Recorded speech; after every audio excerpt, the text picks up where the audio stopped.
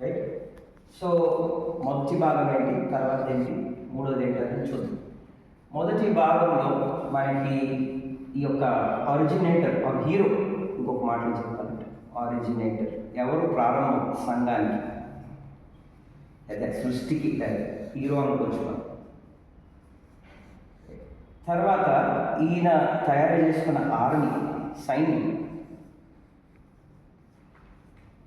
ఎందుకంటే హీరోకి వెనకాల ఫాలోవర్స్ ఉంటారు, సైన్యం.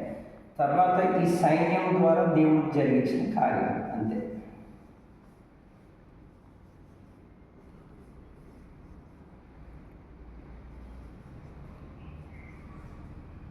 చేసే క్రియలు వాట్ ఎవర్. సింపుల్గా ఎక్కువ కాంప్లికేట్ చేయకుండా మూడు భాగాలు.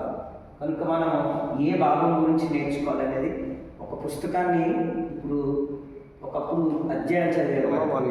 అది ఒకటి ఆర్గనైజేషన్